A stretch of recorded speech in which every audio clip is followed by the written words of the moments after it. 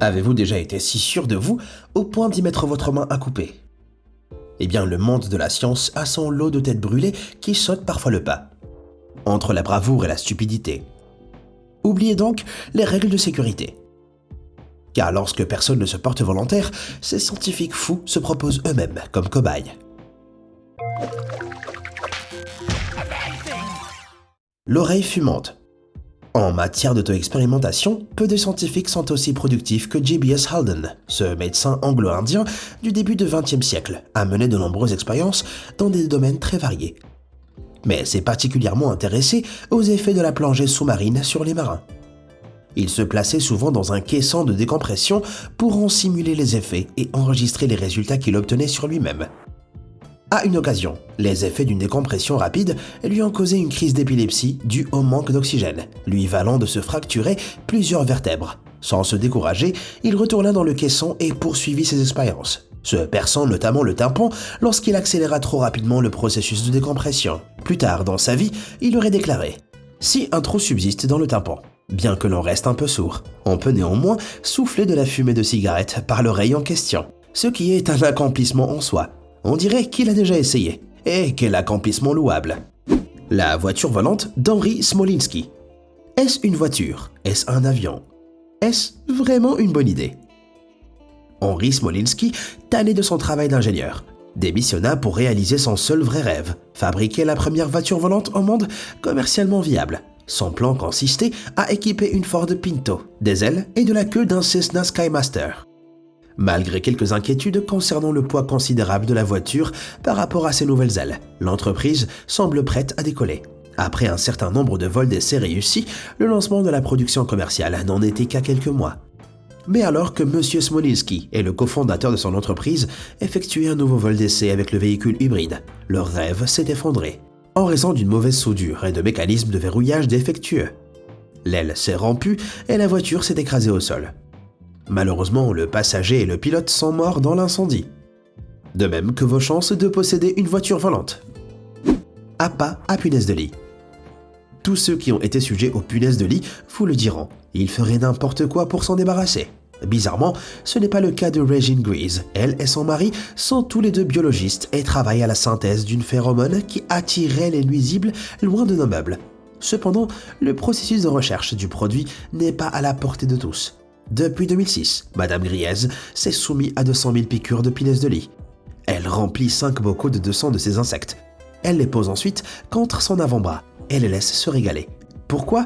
Car auparavant, elle essayait de les nourrir avec du sang de poulet et de cochon d'Inde. Mais ces processus étaient compliqués et donnaient lieu à des problèmes. Donc, pour simplifier les choses, elle décida d'offrir son propre sang pour le dîner. Les punaises de lit sont parfois porteuses de maladies parasitaires, comme la maladie de Chagas, qui peut provoquer de l'insuffisance cardiaque. L'expérience est donc dégoûtante, en plus de dangereuse. Enfin, si cela permet de ne plus se soucier des punaises de lit, je suis pour. Le couple radioactif. Les travaux de Pierre et Marie Curie furent déterminants pour notre compréhension des matières radioactives. Malheureusement pour eux, à la fin des années 1800 et au début des années 1900, la communauté scientifique savait très peu de choses sur la dangerosité réelle de ces éléments.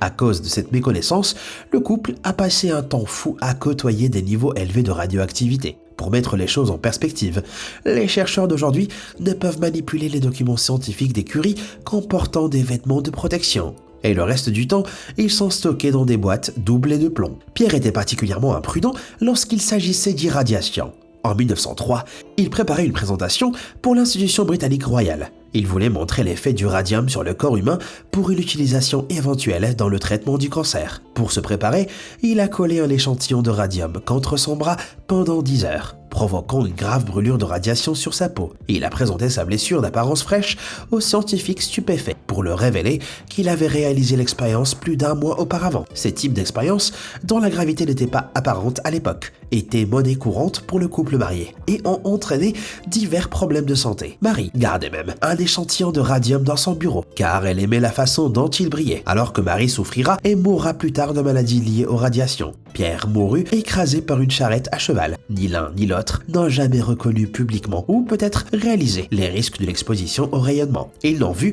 que son potentiel dans le traitement du cancer. Le traîneau à fusée de Stapp. La devise de l'armée de l'air américaine est servir les autres avant soi-même, et le colonel John Stapp l'a fidèlement respecté. Stapp s'est fait un nom en étudiant les effets de la décélération sur son corps. En 1945, on savait peu de choses sur les dommages subis en cas d'arrêt brutal. Les militaires étaient désireux de comprendre ce phénomène pour aider leurs pilotes. Ainsi, avec le financement du Wright Air Development Center, Stapp se lança dans la construction d'un chariot propulsé par une fusée surnommée le J-Whiz. Pleinement conscient qu'il pouvait se blesser gravement ou se tuer, Stapp a bouclé sa ceinture et s'est mis au travail. Au cours des 10 années suivantes, il s'est soumis à de dangereux niveaux de force G et de vitesse allant jusqu'à 1000 km/h, lui valant le titre d'homme le plus rapide du monde. Ces vitesses folles sont atteintes en 5 secondes à peine. Et le traîneau s'arrêtait souvent en 1 seconde. Bien sûr, des forces aussi élevées que 46,2 G en un coup. Des poignets fracturés, des côtes cassées et même des plombages perdus faisant partie d'une journée de travail. En 1954, Stapp s'est même décollé la rétine, déclarant que cela s'apparentait à l'extraction d'une molaire sans anesthésie. Malgré cela, Stapp ne pouvait être stappé, et il réalisera 29 balades folles de ce genre. La mauvaise haleine de Barry Marshall. Après des années de recherche, en 1984, le microbiologiste Barry Marshall était convaincu d'avoir trouvé la cause de certains ulcères d'estomac, mais il devait le prouver. Le moyen le plus rapide était de contaminer quelqu'un avec une souche agressive de la bactérie qu'il pensait être responsable, la Helicobacter pylori. Mais le comité d'éthique de l'hôpital lui refusa la permission de tester son postulat sur qui que ce soit. Alors, vous l'auriez deviné, il ingéra lui-même une soupe de la bactérie. Il contracta une gastrite en quelques jours, bien plus tôt que prévu. Malgré les vomissements, les ulcères et, selon les paroles de sa femme, l'haleine putride, Marshall était ravi. Après avoir publié ses découvertes, il reçut le prix Nobel pour le sacrifice de sa santé et de son mariage, espérant que son prochain travail sera de concevoir le parfait bonbon à la menthe. Une oreille attentive. Parfois, les scientifiques font des choses qui nous laissent perplexes, et parfois eux-mêmes aussi. En 1993, un vétérinaire de New York, Robert Lopez, s'est vu interrogé par l'un de ses clients. Les humains peuvent-ils attraper les bites d'oreilles de leurs animaux ? Après une brève recherche, il constata que, sans surprise, aucune étude n'existait.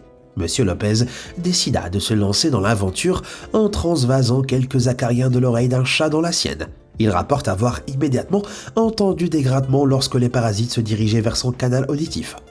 Rapidement, il fut frappé par une intense sensation de démangeaison qui dura des semaines. Il fallut plus d'1 mois à Lopez pour s'en débarrasser, pour ensuite répéter l'expérience 2 fois. Il répondit en détail à la question de ce client et prouva que, lorsqu'un scientifique est curieux, il lui suffit parfois de se gratter la tête. Douleur thoracique. Le cathétérisme cardiaque qui consiste à faire passer un tube dans un vaisseau sanguin jusqu'au cœur est l'une des procédures les plus complexes de la médecine. Pendant de nombreuses années, les médecins ont cru qu'ils pouvaient tuer le patient. C'est alors qu'intervient Werner Forssmann, 24 ans, fraîchement sorti de la faculté de médecine de Berlin et plein d'assurance. Le jeune chirurgien est si sûr que l'intervention est réalisable qu'en 1929, il élabore un plan. Il prit un cathéter urinaire et le planta dans son bras. Il fit ensuite passer l'aiguille de 25 pouces dans une veine pour finalement atteindre son cœur. Forssmann se précipite alors au service de radiologie pour une radiographie de cette procédure jamais vue auparavant. Le technicien en radiologie est bien entendu horrifié. Il a fallu attendre 26 ans pour que la communauté scientifique reconnaisse les efforts courageux de Forssmann, qui reçut finalement le prix Nobel. J'espère juste qu'on a bien offert un verre d'eau et une petite couverture au radiologue pour cette expérience traumatisante. Tu mourras une fois, mais pas deux. Ce n'est pas pour rien que la veuve noire est redoutée. Mais ce n'est qu'en 1933 que les scientifiques comprirent sa réelle dangerosité. Un professeur du nom d'Alan Blair étudia la toxicologie de la veuve noire femelle à l'université d'Alabama. Il était particulièrement intéressé par l'effet de leur morsure sur les humains. Alors, au mépris de toute prudence, il a placé l'araignée au bout de son doigt et l'a laissé le mordre pendant 10 secondes. Au cours des 24 heures suivantes, Blair fut soumis à une expérience intensément douloureuse. Il fut emmené à l'hôpital où il souffrait de tremblements, de vomissements et de raideurs intenses dans son abdomen et ses membres. Si vous avez déjà eu une crampe, imaginez cela sur tout votre torse. Vraiment horrible. Il sortit finalement de l'hôpital un jour plus tard. L'objectif initial de l'expérience était de tester si une exposition répétée aux toxines pouvait renforcer l'immunité contre la morsure. Mais Blair a déclaré qu'il n'avait pas le courage de revivre ces expériences, ce qui est compréhensible. La découverte précise de Newton. Isaac Newton a dit « J'ai vu plus loin que les autres parce que je me suis juché sur les épaules de géants. » Mais après l'expérience suivante, vous vous demanderez comment il a pu voir tout court. Ce grand scientifique du XVIIe siècle est connu pour sa découverte de la gravité, mais il était également fasciné par l'étude de l'optique. Ses travaux sur les prismes de verre ont révélé que la couleur était une propriété de la lumière et pouvait être manipulée par réfraction. Mais Newton ne se contentait pas de comprendre les propriétés de la lumière. Il voulait savoir comment les humains la percevaient en premier lieu, et comment altérer physiquement l'œil pouvait changer la perception. Newton a donc pris une grande aiguille à coudre, une bodkin, et l'a insérée, selon ses propres termes, entre l'œil et l'os, aussi près que possible de l'arrière de l'œil. Au cas où vous ne l'auriez pas compris, il a enfoncé une aiguille entre son œil et son crâne, et la remuait pour voir ce qui se passait. En manipulant son globe oculaire, il notait les couleurs et les formes que les mouvements lui faisaient voir. Ces distorsions étaient causées par la compression de récepteurs de couleurs dans l'œil, mais cela ne fut découvert que de nombreuses années plus tard. Le père de la science moderne n'était manifestement pas fébrile, puisqu'il répéta l'expérience plusieurs fois. Il disait que c'était juste de la science, mais je le soupçonne d'avoir cherché un divertissement visuel à une époque où la télévision n'existait pas encore. Appendicectomie en Antarctique. En 1961, Leonid Rogozov était le seul médecin à la base russe soviétique Novolazarevskaya, en Antarctique. Les conditions météorologiques étaient particulièrement mauvaises, et lorsqu'un blizzard s'abattit, personne ne put entrer ou sortir du bâtiment. Lorsque Rogozov commença à ressentir de fortes douleurs dans le bas-ventre, il reconnut l'appendicite, mais coincé à l'intérieur, et la base soviétique la plus proche était à 1000 km. Il était impossible de trouver un autre médecin pour le soigner. Rogozov essaya d'abord des mesures non chirurgicales, mais comme elles ne fonctionnaient pas, il dut recourir à la seule option possible, avec 2 collègues qui lui tenaient des miroirs pour qu'il voie ce qu'il faisait. Le médecin débuta son auto-appendicectomie entre 2 et 4 heures du matin. Il opéra son propre abdomen et réussit à retirer l'appendice inflammé. Après 2 semaines au lit, il put reprendre ses fonctions. Et dire que je galère à couper mes propres ongles de pied. Leonid Rogozov est dans la partie courageuse et russe des savants fous.